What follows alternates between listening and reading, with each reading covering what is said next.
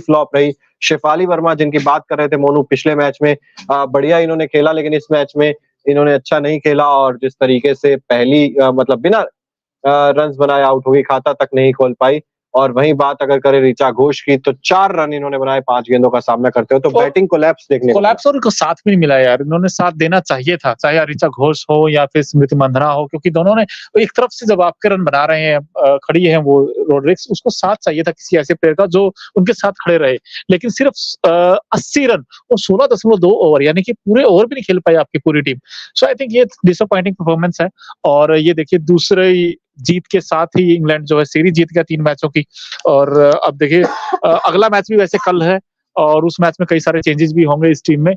लेकिन मैं डिसअपॉइंटेड हूँ, जो मुझे सबसे ज्यादा निराशा हुई बैटिंग से, क्योंकि बैटिंग में अपने बहुत निराश किया है यार भारतीय बल्लेबाजों ने। बिल्कुल, लॉरेन बेल की बात करें, 3 ओवर इन्होंने किया, 18 रन देकर 2 विकेट हासिल किए। वहीं सोफी एकल्सन की बात करें तो 3.2 ओवर में 13 रन देकर 2 विकेट इन्होंने भी हासिल किए हैं। और वहीं बात अगर करें नेट सीवर ब्रंट की, तो इन्होंने 2 ओवर में 15 रन देकर 1 विकेट भी चटका लिया था। रेणुका सिंह ठाकुर, शुरुआत में जो गेंदबाजी भी हुई ना मोनू, वो पहले ओवर में ही आपकी जो इंटेंट थी ना वो नजर आ ही नहीं रही थी। वाइड का चौका, फिर वाइड, उस ओवर में एक और वाइड, इतने ज्यादा रन अगर आप लीक करेंगे एक्स्ट्रास के, तो फिर आप कैसे उम्मीद कर सकते हैं कि 80 रनों को आप डिफेंड कर रहे हैं। इतना छोटा टारगेट जब आप डिफेंड कर रहे होते हो, तो कम से कम आपको एक्स्ट्रास तो नहीं देने होंगे। और पिछले मुकाबले में भी फील्डिंग बेहद खराब रही थी। आज एक अच्छा कैच अमनजोत कौर ने जरूर पकड़ा, वो सब्स्टिट्यूट के तौर पर आई थी, लेकिन बाकी अगर आप फील्डिंग पर नजर डालेंगे ना, तो वो साधारण फील्डिंग थी। बिल्कुल साधारण फील्डिंग थी। और मैं चाहूंगा रेणुका की आप एक बार फिगर दिखाएं। बिल्कुल 4 ओवर में 26 रन, 2 विकेट।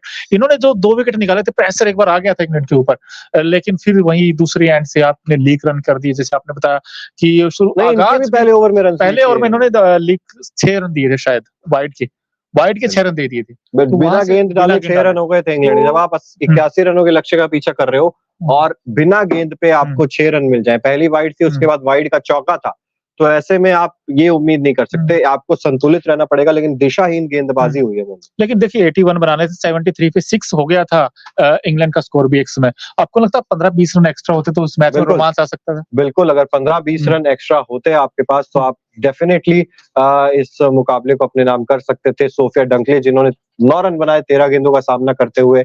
वहीं दूसरी तरफ डेनियल व्हाइट, ये पिछले मैच की हीरो थी और इन्होंने आज कुछ खास कमाल किया, यानी बिना खाता खोले आउट हो गई।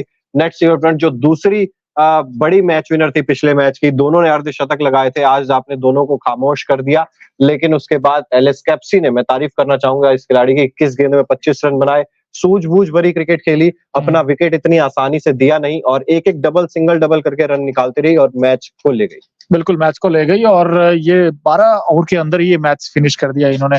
तारीफ बनती है इस टीम की। और देखिए इंडिया को हराना बड़ा मुश्किल होता है, बड़ा चैलेंज होता है, लेकिन इंग्लैंड की टीम की वाकई तारीफ करनी पड़ेगी, क्योंकि पिछले मैच में भी वही है ना, आप एज ए यूनिटी परफॉर्म करोगे ना चिराग, तो वो टीम के लिए अच्छा है। मोनू, यहाँ पर मुंबई में पिछले सीजन में WPL खेला था इनमें से काफी सारे प्लेयर्स, चाहे नेट सीवर ब्रंट हो या फिर सोफिया डंकले हो, उसके अलावा भी बहुत सारे प्लेयर्स हैं इंग्लैंड की जो WPL खेल चुके हैं। और हमें पता है WPL पूरे तरीके से मुंबई में खेला गया था, तो कंडीशन से मतलब इतनी भी ज्यादा वो ये नहीं था कि दूर थी, वाकिफ थी कंडीशंस किस तरह की होंगी। हाँ, होम एडवांटेज, आपको होम क्राउड का सपोर्ट जरूर होता है, लेकिन इतना निराशाजनक प्रदर्शन होगा, आप लगातार दोनों ही मैचेस पहले हार जाएंगे। अब आप एक मैच जीत भी लेंगे, आप सीरीज नहीं जीत पाएंगे, लेकिन यहाँ से भी वो कहते हैं ना कि आपको एक हौसले के लिए बाउंस बैक करना जरूरी है।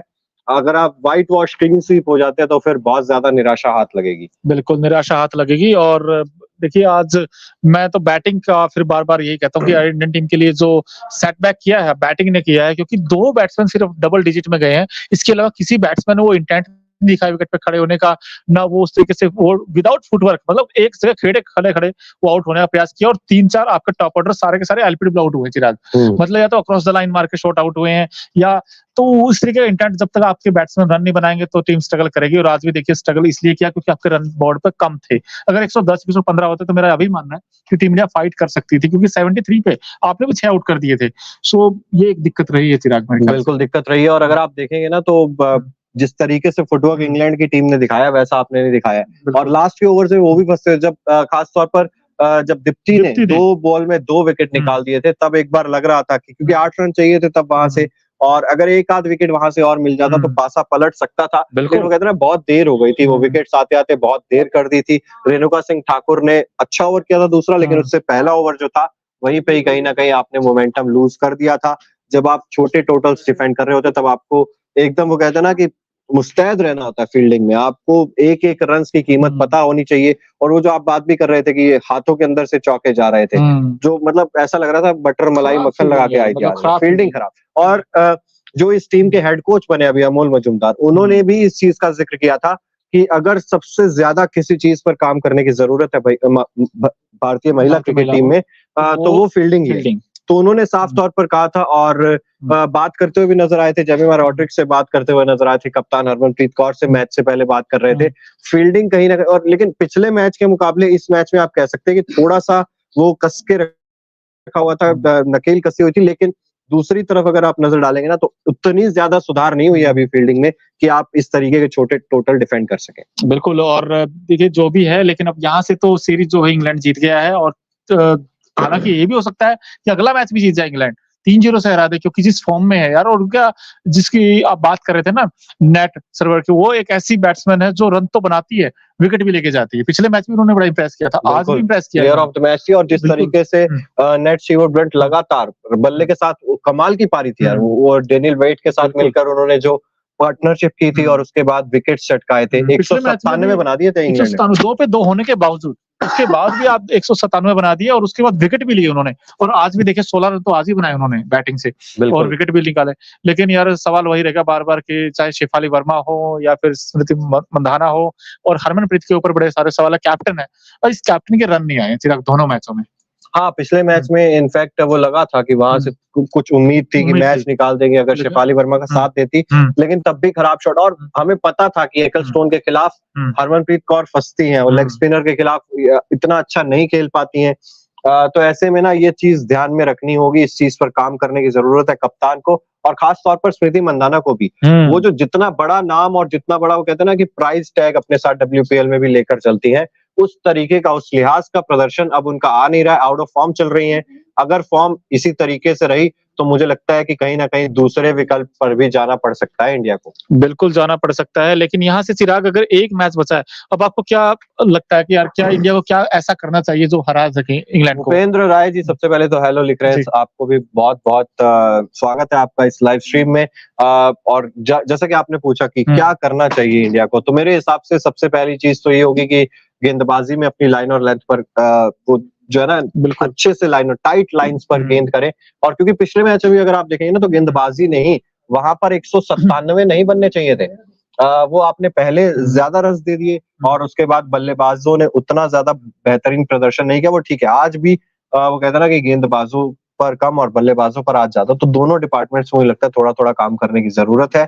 गेंदबाजी में लाइन और लेंथ सटीक, और जैसे कि आपने कहा बल्लेबाजी में वो फुटवर्क चाहिए। बिल्कुल, लेकिन लाइन और लेंथ की आपने बात की, गेंदबाजी में दीप्ति शर्मा ने जो ओवर डाला जिसमें 2 विकेट मिली थी, उसके साथ ही उन्होंने एक आंकड़ा भी बड़ा दिलचस्प है कि वो पहली महिला बन गई हैं क्रिकेटर्स जिन्होंने 100 विकेट से ऊपर विकेट लिए। 106 विकेट हो गए उनके, और उन्होंने 99 मैचेस खेले हैं। इंटरनेशनल में 100 विकेट लेना एक महिला क्रिकेटर के लिए बहुत बड़ी बात है। बिल्कुल, और मेंस और वुमेन्स मिला के किसी ने भी इंडियन टीम में 100 विकेट T20 इंटरनेशनल में हासिल नहीं किए हैं। दीप्ति के लिए बहुत बड़ी अचीवमेंट है, बहुत बहुत कॉन्ग्रेचुलेशंस उनको। लेकिन जब तक आप मैच नहीं जीतते ना तो वो उपलब्धियों की उतनी ज्यादा। पर फिर भी यार देखिए, मेंस हो या वुमेन्स हो, 100 विकेट लेना बहुत बड़ा कमेंडेबल अचीवमेंट है इंडियन टीम के लिए। अगर आप देखो मेंस में तो यूजी चाहल के 96 विकेट हैं, वो एक हाईएस्ट विकेट टेकर है मेंस क्रिकेट की बात करें। लेकिन T20 फॉर्मेट की बात कर रहे हैं, तो अब यहाँ से दीप्ति शर्मा ने भी जो है 100 विकेट हासिल कर लिए हैं। लेकिन गेंदबाजी में तो ठीक ठाक ही कहूंगा मैं, ये नहीं उतना खराब था।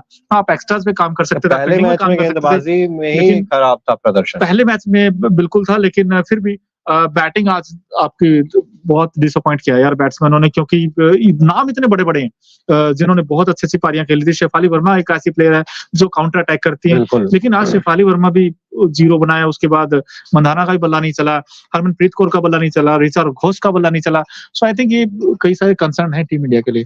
बिल्कुल, और इसमें सबसे बड़ा नाम तो मेरे हिसाब से मोनू स्मृति मंधाना का ही होना चाहिए, क्योंकि उनको शुरुआत देनी होती है, पावर प्ले का इस्तेमाल करना होता है। पहले मैच में शेफाली वर्मा बड़े शॉट्स खेल रही थी लगातार, लेकिन जैसे जैसे विकेट जा रही थी ना उनका कॉन्फिडेंस डाउन होता है। अगर आज भी ऐसा ही हुआ जेमिमा रॉड्रिग्स तो बड़े शॉट्स खेल सकती थी, लेकिन जब तक दूसरे छोर से प्रेशर बनता रहेगा तब तक फिर आप उतना ज्यादा बड़े शॉट्स की तरफ नहीं जा सकते, फिर आपको संभल कर ही खेलना पड़ता है। तो साथ चाहिए, अकेली शेफाली वर्मा या जेमिमा पे आप नहीं डाल सकते, कप्तान हरमनप्रीत कौर को भी रन बनाने पड़ेंगे, स्मृति मंदाना को भी रन बनाने पड़ेंगे। और पिछले उनके T20 आईज पे आप नजर डालेंगे ना तो अर्धशतक बहुत लंबे टाइम से आया नहीं है और दूसरी चीज ये कि आपने बात की जेमिमा रॉड्रिग्स से, वो देखिए एक एंड उन्होंने संभाला हुआ था, वो एंकर रोल प्ले कर रही थी, लेकिन दूसरे एंड से आपको ये था कि कम से कम उनको स्ट्राइक रोटेट करते रहे, लेकिन आप अक्रॉस द लाइन मार के आउट हो रहे हैं या फिर आप हवा में खेलकर आउट हो रहे हैं। कमाल की बात है, 16.2 ओवर खेले इस पूरी टीम ने और ऑल आउट, अपने पूरे ओवर तक नहीं खेले यार चिराग, मतलब इससे बड़ा डिसअपॉइंटेड क्या हो सकता है इंडियन वुमेन्स क्रिकेट के लिए। सो आई थिंक जब